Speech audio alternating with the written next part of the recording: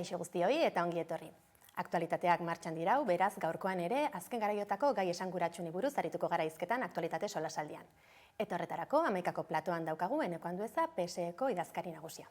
Arratsaldeon eta mila esker etortzeagatik. Eskerrik asko, plazer bat betiko moduan. Otsailean gauzatu zenuten azken 10. kongresua Donostiako Kursaalen eta bertan idazkari nagusi gisa berretsi zintuzten. Nola aurreikusten duzu etapa berri hau? Uste dugu pasatako etapan edo pasatako legealdian lan bikaina egin genuela eta ildo horretatik gure alderdia sendotzeko eta gizartean geroz eta babes gehiago edukiteko helburua jarri dugu, ez da? Gure helburu nagusia logikoa denez, Euskadiren lidergoa edukitea da, ez epe motzian, bai epe laburrean edo epe luzian, eta horretarako lan egin behar da alderditik hasitza, instituzioetatik, eta hor gabiz ez da, nik uste alderdi sozialista ontxe bertan egonkortasuna emoteko eta etorkizunera begira, ezinbesteko alderdi bat bihurtu dela Euskadi osorako, eta hori uste eta albiste oso bikaina dela. Zuzendaritza berria ere aukeratu zenuten, baina 26 karguetatik 8 dira berriak, besteak jarraitu egiten dute, beraz, aipatu duzun bezala, jarraikortasun bat aurre ikusi daiteke zuzendaritza honen jardunean aurrekoarekiko. Bai, gauzak ondo dio josanean, uste dut aldaketa egiteko ez dela momenturik onena, ez da? Nik esatia dakat oso harro nago lortutako lantaldearekin, uste gure ejekutiboan pertsona bikainak dagozela, sozialista bikainak dagozelaz, eta gainera instituzioetan handik askok demostratzen ari direla Euskadiren lidergoa ere eramateko moduan dagozela bere sailetik, ez da? Uste dut, lantalde oso ona dela, oso kompaktoa, anitza baita ere arloetan eta lan egiteko moduetan gaztea, eta uste dut, ajuste batzuekin lortu egin degula lantalde hori hobetzia. Helburu bat ere genuen, badakizute guke gobernu guztietan egonda, hor erantzunkizuna daukaten pertsona askok sartzeko aukeria geneukala ejekutiban, eta zeuden batzuei beste erantzunkizunak emoteko aukeria eduki deula. Hor, importantiena denon konpromisoa peto-petoa izatea, eta uste lantalde hontan hori dela. Azken hilabeteotan, idazkari nagusi berretsi zintuztenetik ere desentetan estatus politikoaren inguruan, atzera eta aurrera bizarete, zuaz bakarrik, beste hainbat agintari ere, zu estatutuaren erreformaren aldeko iritzia aurkeztu duzu, estatus politiko berriaren inguruan, agian ate hori ez duzu oraindik irikiz. Eztabaida nondik joan beharko litzateke?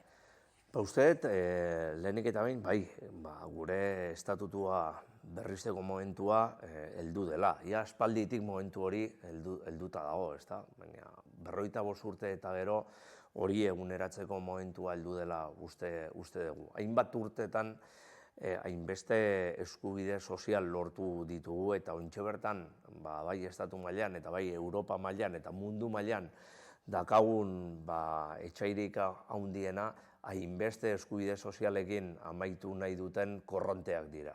Momentu egokia da gure estatutua berrizteko, baina batez ere hori aprobetxatu egin behar dugu lortutako hainbeste eskubide sozial blindatzeko eta indartzeko. Eta horretarako gure estatutuan sartu behar dira hori bermatzeko eta urtetan hori horrela izateko, ez da?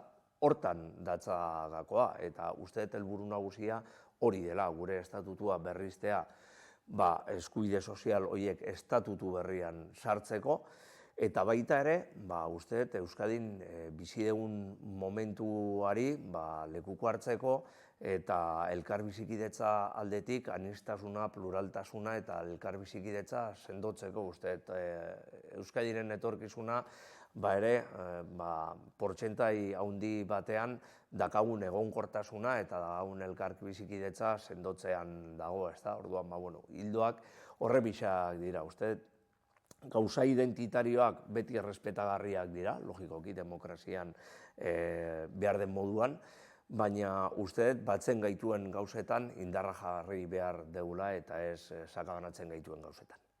Eta aniztasun hori aldarri izanik, erabakitzeko eskubideak ez luke espaziorik izango estatutuaren berrikuntza horretan?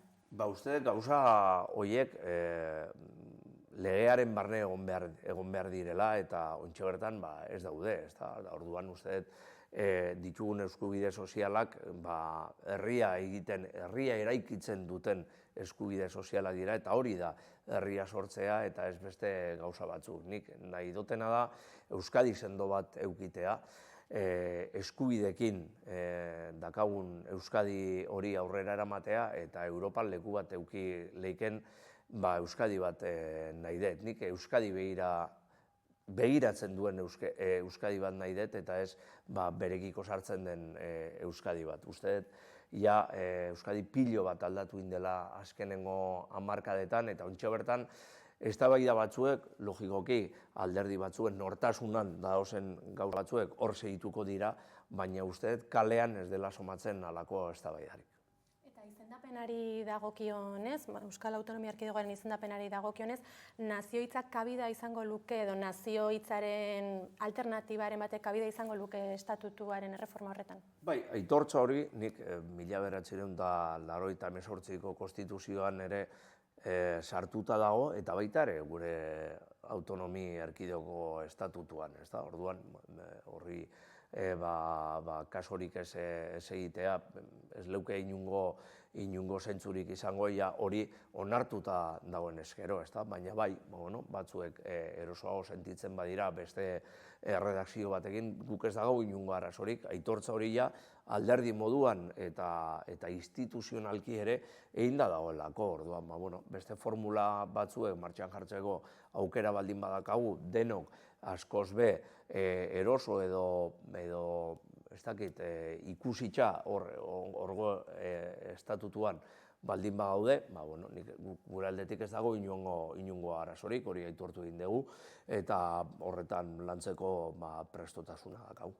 Eta proiektu independentista eta aipatu duzu agian kalean eztabaida momentu honetan ez dagoela, hala ere abertzale izendapena duten alderdiek Gasteizko Legebiltzarrean bi hereneko ordezkaritza badute. Ez da pixkat kontrasana hori eta kalean eztabaida ez dagoela esateak? Uste dut bat bez, eta ikustia dakagu EH Bilduren kanpainetako diskurtsoetan zenbat aldiz berbeiten daben honen inguruan, geroz eta gitxio. Eztabaidetan ere ez dago gai hori, eta ikustia dakagu ostegunero eztabaidatzen diren gaiak zeintzun diren Eusko Legebiltzarrean. Honen inguruan ez da eztabaidatzen, ez dagoelako eztabaidarik, kalean hori ez dagoelako. Nik uste ditugun arazoak eta erronkak oso ezberdinak dira hori ikusitza, baina askotan talkan edo alderdien arteko talkan hori sortzen da, batzuen igoera, eta polarizazio hori hemen importantiena da erdigunean alderdi sozialista dagoela eta jende guztia ikusten dabela, Euskadiren etorkizuna ez dagoela bi alderdien artean, baizik eta 3 alderdien artean, eta hor erdian sartuta alderdi sozialista dagoela. Bi alderdi abertzale hauekin duzuen alderdi sozialista duen harremanean sakonduko dugu orain datozen galderetan, alde batetik EAJ-ari dagokionez, jeltzalekin koalizioak dituzue hainbat tokiko gobernuetan, tartean Eusko Jaurlaritza ere, eta ia urtebete igaro da Jaurlaritza berri hau, Pradales lehendakaria buru duen hau, martxan jarri zenetik, nola baloratuko zenuke azkeneko hilabeteotako ibilbidea? Gure aldetik, alderdi sozialistak egiten ari den lanaren aldetik, bikaine, ezta? Nik uste dut jendea kontutan hartzen duela alderdi sozialistaren lana, agerian dagoela, gestion bat egiten ari garela, pasatako legealdizetik eta baita ere legealdi honen hasieran, proiektu estrategikoa eta ezinbestekoa diren proiektuak eta karterak gure esku daude eta hori esanguratsua da. Gure poterea ere gobernuaren barne desente asko handitu egin da, gure erantzunkizuna geroz eta handiagoa da, Eta, bueno, posez ikusten dugu, edo nik posez ikusten dut egiten ari garen lana. Logikoki margena dago gauzak hobetzeko, gauzak hobetu egiteko, legealdiaren hasieran gaude, espero duguna da, sinatuta daukagun itunaren arabera gure konpromisoak betetzea. Hori da gure erantzukizuna eta hortxe daude gure sailburuak lanari egiten. Jaurlaritza osatzeko momentu horretan, zuk gobernu horren barne egoteari uko egin zenion, tartean kontziliazioa, baina baita ere alderdi barneko koordinazio lanak gauzatu nahi zenituelako. Ikusten duzu zure burua formulazio honetako gobernuren batean edo nahiago duzu beti ere alderdi barnean mantendu? Ni oso argi daukat nire erantzunkizuna eta nire lekua oraintxe bertan non dagoen, ezta? Auskalo etorkizunean nire burua non egongo den, ezta?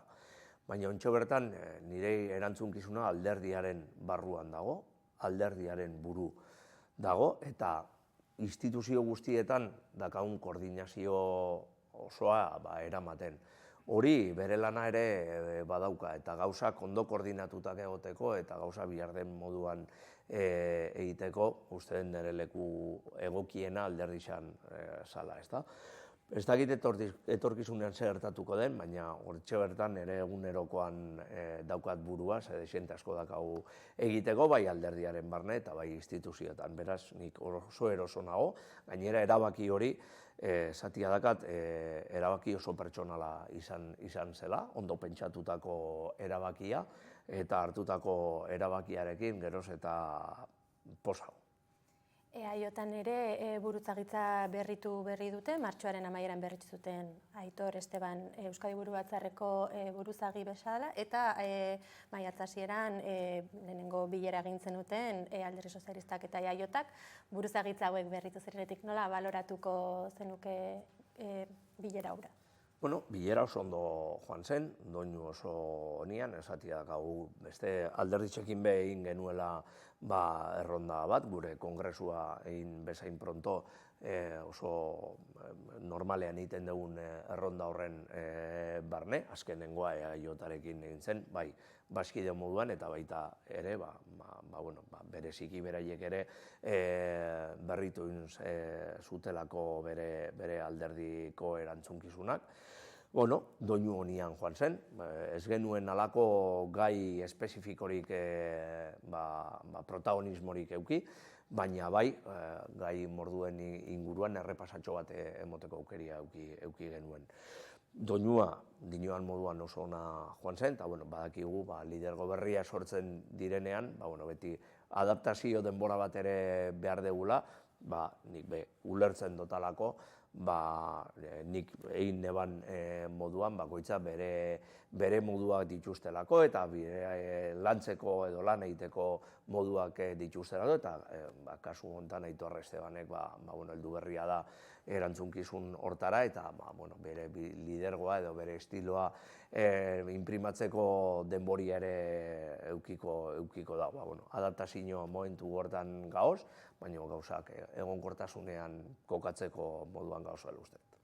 Apirilean ere antzerako bilera bat egin zenuten EH Bildurekin Donostian, bertan zuzeu ere izan zinen, Arnaldo Otegi EH Bilduko koordinatzaile orokorra, eta Otegik plato honetan bilera norberak hori. Zuen lehentasunak aipatu zenituztela, hori normaltasunean kokatu behar dela, eta zentzu horretan urrats asko eman direla adierazi zuen. Ez dakit diagnostiko hori hau elkar banatzen duzun?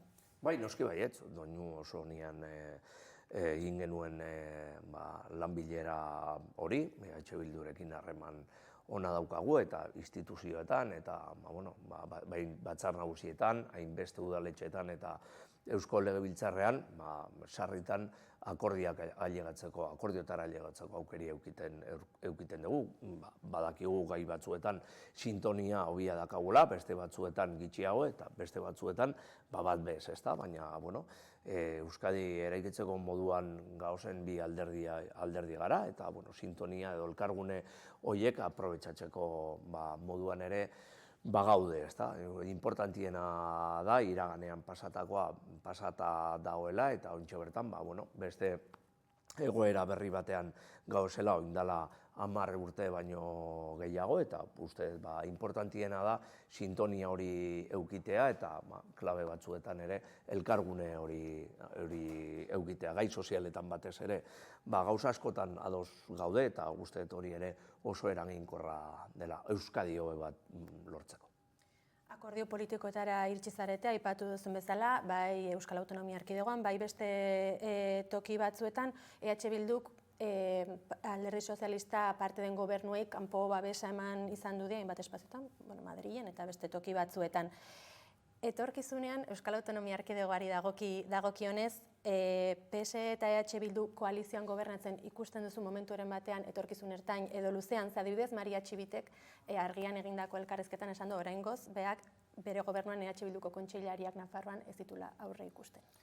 Etorkizunean auskalo zertatzen da, baina ingo momentuan uste hori ez dela posible. Uste EH Bilduren eredua eta gure Alderdi Sozialistaren eredua oso ezberdina dela, bere helburu nagusia independentzia lortzea da eta guk hortik oso urrun gaude.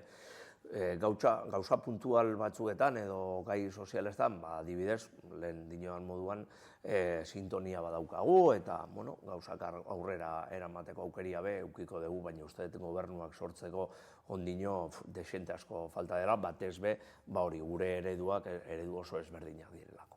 Zer aldaketa gertatu beharko lirateke hori behintzat aukera bezala kontemplatu ahal izateko? Uste gauza identitarioak alde batetara lagatzia, bere independentziaren inguruko helburu horiek bazterrean lagatzea eta uste beste klabe batzuetan ere beste aurrera pausuak emotia, uste oso importantia dela beraiek ere iraganean gertatutakoaren inguruan aitortza bat egitea, baina uste hildo horretatik bi gauza nagusiak hori herri eredua aldatzia edo independentziaren helburu hori uko egitea eta beste alde batetik hori etikoki bere ibilbidea egitea. Nik uste beraiek kontziente dela egin beharreko pausoak ez dakit etorkizunean edo denborarekin egingo duten ala ez. Uste eta hausnarketa hori barnean ere eginda eukiko dutela auskalo etorkizunean zer gertatzen da. Ointxe bertan ez dago aukerarik gobernurik sortzeko. Gizarte alorreko kontu batzuei buruz arituko gara orain hizketan, alde batetik euskararen eta lanpostu publikoetarako hizkuntza eskakizunei buruz galdetu nahi nizuke, epaitegiek azken garaietan hainbat erabaki hartu dituzte alorrenetan lan deialdi publikoen inguruan, Gipuzkoako Foru Aldundia, Pasaiako Udala, eta hizkuntza maila gehiegizko askatzen omen zen lan deialdi horietan. Zer iritzi duzunen inguruan nola baloratuko zenuke? Beti epaitegisetik etortzen diren erabakiak beti errespetu osoz hartu egin ditut eta oingo hortan hori ez da aldatuko, nik beti errespetatzen dut. Uste, pasatago lehialdizan sinatu genuen eskakizun linguistikoen inguruko dekretua, zentzuzko dekretua dela. Gu beti perfil mistoen partidarioak izan gara, uste dekretu hori dekretu hon bat dela, dakagun egoerari aurre egiteko eta eskatu beharreko perfilak eskatzeko. Administrazio batzuetan epaitegi aldetik erabekitzen bada hori edo lege hori edo dekretu hori ez da aplikatu behar den moduan, baina ulertzen dut epaitegisak alde horretatik ere bera erabakisak hartzia, baina zenbakiak ikusitza eta rekurtsoak ikusitza ez dira hainbeste errekurritu eta ez dira hainbeste bertan bera laga, uste hildo horretatik gauzak ondo egin direla eta dinoan moduan dekretu hori ondo orientatuta dagoela gauzak behar dainen moduan eta eskakizunak lan baldintzekin egokituta egoteko. Aipatzen duzun dekretu hori ere aipatu zuen Arartekoak hemen izandako elkarrizketan, hau da bermatu beharra dagoela euskara edo gaztelera hautatutako hizkuntzan artatua izatea. Horrelako erabakiek ez dute hori kontra esaten, ez litzateke gehiago bermatu beharko dekretu hori indarrean jartzea? Nik uste oso orekatuta dagoela. Egisa esan da, logikoki, eskubide linguistikoak errespetatu egin behar dira.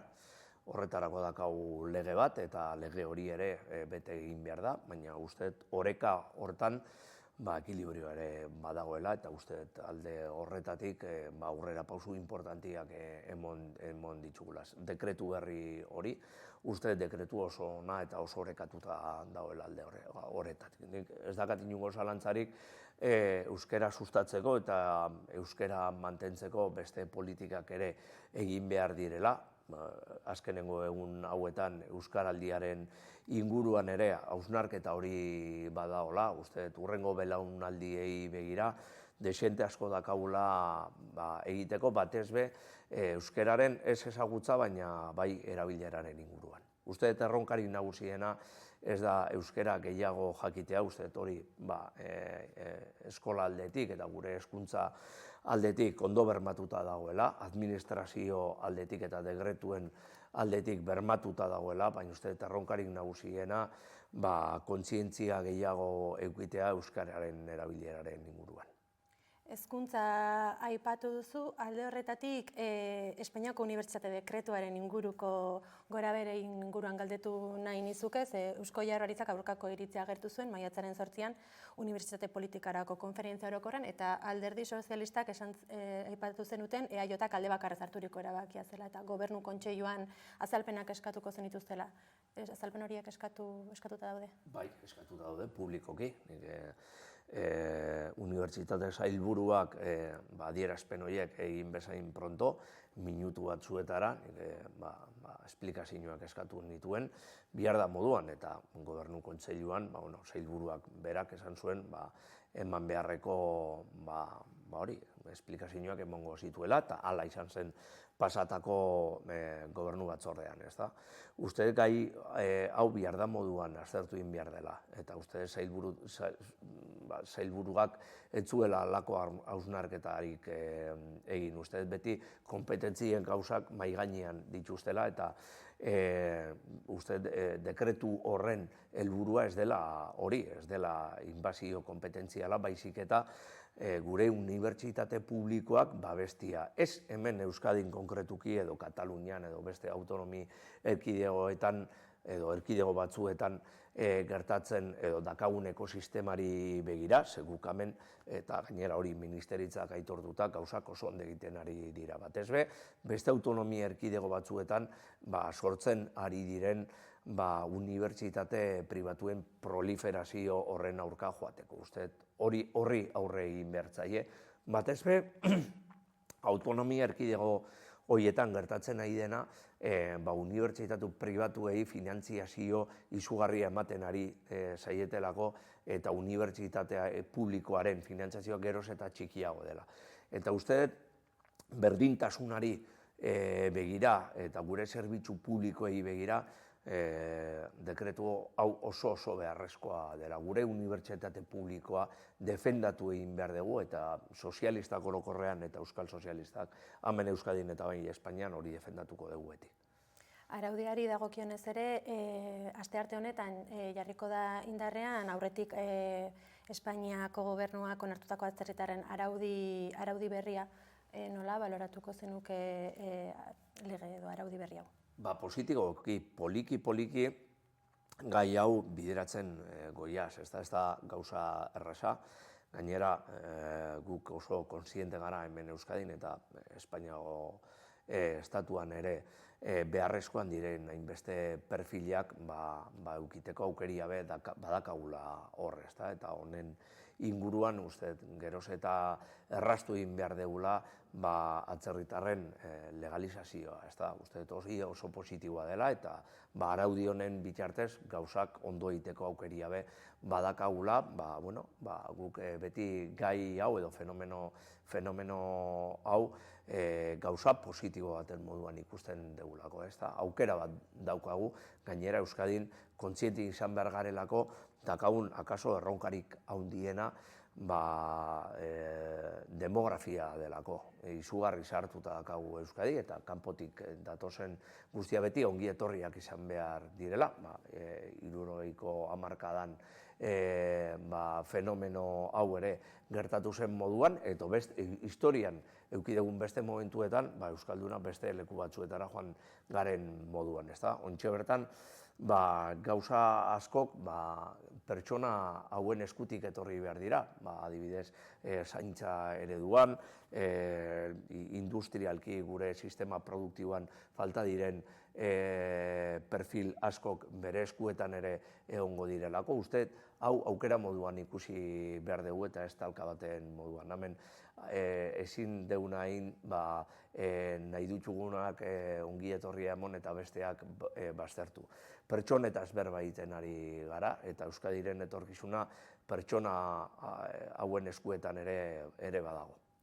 Pertsona migratzaileekin lanean dauden elkarte eta taldeek aurrera pausoak errekonozitu dizkiote araudiari, baina hainbat kritika ere egin dizkiote, tartean nazioarteko asilo eskaerari edo asilo eskaera prozedura horri dagokionez. Aldaketarako margena badago zentzu horretan? Nik uste baietz, eta denborakin hori aldatuko da. Nik uste eta hau pauso intermedio bat dela, erdigunean gelditu den pausu bat, beste aurrera pausuak emotiko prest dagozen erreglamentuak ere badirelako. Eta hori da importantiena, onartu egin den erreglamentu honekin historia ez da amaitzen, beste aurrera pausuak ere emango dira, eta uste dut hildo horretatik gobernuak aurrera pausu horiek emoteko prest badagola.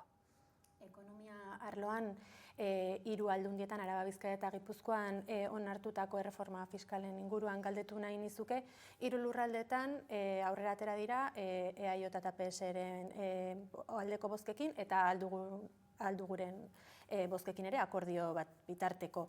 Zergatik ez da lortu akordio hori zabalagoa izatea? Uste beste alderdiek bere estrategian murgildu egin direlako eta bai Alderdi Popularra eta bai EH Bildu ez zutelako inungo gurarik reforma fiskal hau aurrera eramatia. Eta hor oportunidade bikaina eduki dugu aldugu alderdiarekin hori onartzeko eta bolan izan da. Guk oso konforme gaude, gainera gai hontan eta negoziaketetan lidergoa demostratu egin degulako.